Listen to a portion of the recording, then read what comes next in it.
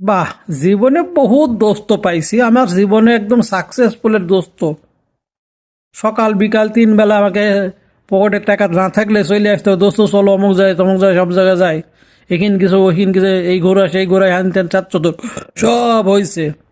দোস্ত এখন চাকরি করতে লাগে, দোস্ত আমাকে ভুলে গেছে। দোস্ত কোনো সমস্যা নাই, ভুলে গেছে, তাতে আমার কোনো আফসোস নাই। কিন্তু আমার আফসোস একটা, তুমি যে বিষাদে যে কইল্লা আমাকে বাদ দি, ওই বি তো আমি মানিয়ে নেব না। কারণ আমাকে দাওয়াত না দিলে সেই বি কখনোই তোমার হবে না। ফি দেখো, তোমার ডলুপ বাদ দেবা, তোমাকে বিষাদে করা লাগবে। এবার সিদ্ধান্ত তোমার, কি তুমি করবা। এখনো টাইম আছে। তোমার বিয়ের যাওয়ার আগে আমাকে একবার ফোন দিও। আর যদি তুমি ফোন না দাও, কোনো চিন্তা নাই, আমি ডাইরেক্ট মেয়ের কানে একটা মেসেজ পাঠাই দিব যে আমার দোস্তর কিন্তু আগের বউ আছে। তারপরে তুমি দেখতে পাবা যে বিক্রি করে হয় তোমার। আমাকে, আমার সাথে মস্কারি করবা আর আমার সাথে ফাঁকি দিবা, ওই গড়িবা টিনসের না। তুমি যদি মনে করো অত গোড় আজ ছেড়ে, তা না।